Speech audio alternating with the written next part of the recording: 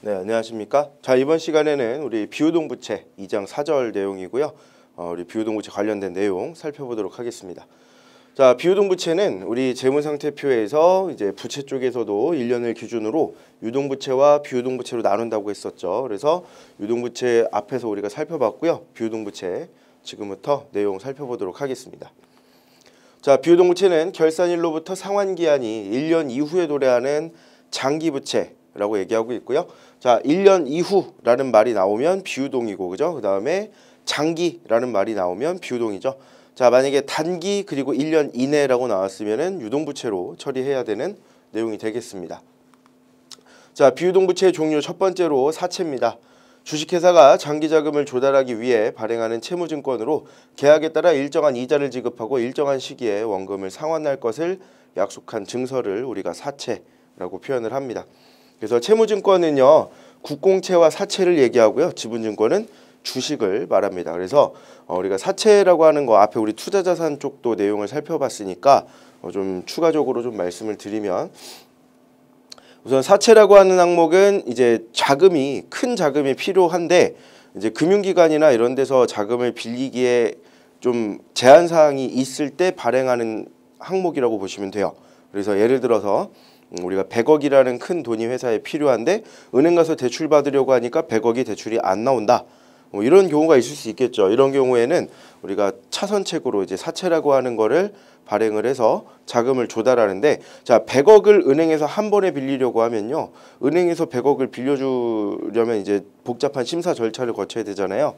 이런 부분들 때문에 사실 은행에서 대출이 안 나올 수도 있고, 또 아니면 은행이 아니라 다른 데서 돈을 빌린다고 하더라도 100억이라는 큰 돈은 이제 빌려줄 수 있을 만큼 자산이 많은 곳을 찾아가야 되는데 그런 곳은 별로 이렇게 많지가 않을 겁니다. 100억이라는 돈이 워낙에 큰 돈이라서.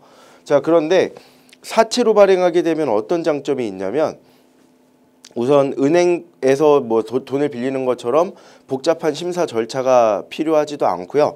채권을 발행하게 되면은 그 이자율도 우리가 정해서 발행을 할 수 있어요. 물론 이제 시장에서의 이자율과 거의 비슷하게 이제 맞춰서 발행들을 많이 하긴 하지만, 그래도 사채를 발행할 때 우리가 어떤 금액으로 얼마만큼 발행할 건지를 우리가 자체적으로 정할 수 있고, 또 액면 금액 단위로 분할할 수 있다고 합니다. 자, 예를 들어서 은행에서는 한 번에 100억을 빌려야 된다라고 하면은 사채를 발행하게 되면요, 1억씩 100개를 발행해서 100억을 모집을 할 수도 있어요. 그러니까 우리나라에 100억 있는 사람 몇 명이냐라고 하면은 몇 명 이렇게 안 된다고 할 건데, 1억 있는 사람 손 들어봐 하면은 100억 있는 사람 손 들려고 하는 것보다 훨씬 더 손을 많이 들겠죠. 물론 이제 손 든 사람들이 우리한테 돈을 빌려줄지 안 빌려줄지는 본인들이 판단을 해야 되는 부분이긴 하지만, 사채로 발행하게 되면 이제 1억이라고 하는 금액을 우리가 액면 금액이라고 하는데, 이 액면 금액 단위로 분할해서 발행할 수 있습니다. 그래서 우리가 자금을 조달하기에 훨씬 더 유리한 방법이다. 큰 금액을 조달할 때 훨씬 더 유리한 방법이다라고 표현을 하고 있고요. 자, 계약에 따라 일정한 이자를 지급한다고 했는데, 자, 이 1억이라는 돈이 우리가 액면 금액이라고 한다 그랬죠. 그리고 여기에 이제 예를 들어서 자, 1억짜리 사채가 발행됐는데 이자가 10%야 라고 하는 건 액면 이자라고 합니다.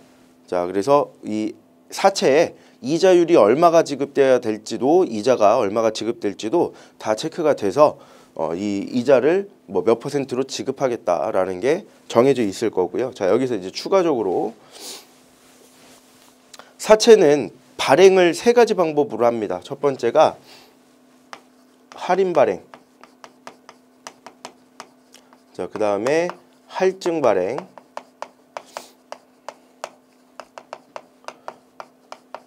액면 발행, 이렇게 세 가지로 나눠서 하는데요.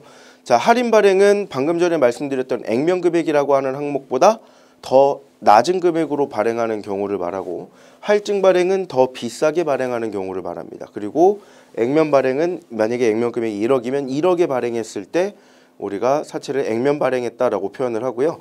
이걸 판단하기 위해서는 액면 이자와 시장 이자를 비교해서 할인 발행할 것인지 할증 발행할 것인지 액면 발행할 것인지 결정할 겁니다. 자, 액면 이자는 우리가 그 사채권, 유가증권에 종이에 써 있는 이자율을 얘기를 하는 거고요. 여기 나와 있는 시장 이자는 시장에서의 거래되는 이자율을 얘기합니다. 이해를 돕기 위해서 그냥 시장 이자는 은행에서 지급하는 이자율이라고 생각하시면 좀 편하실 거예요.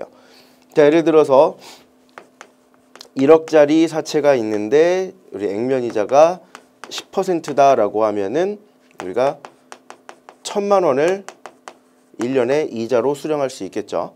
예. 그러면 우리가 이제 사채를 취득하는 사람 입장이라면 이 사채를 취득할 때 1억짜리 사채를 취득하는 거니까 10% 이자를 받으면 1년에 1,000만 원씩 이자 들어오겠구나 라고 판단을 할 겁니다. 자, 그런데 시장 이자를 보니까 시장 이자는 예를 들어서 12%다 라고 하면 1,200만 원을 받겠죠.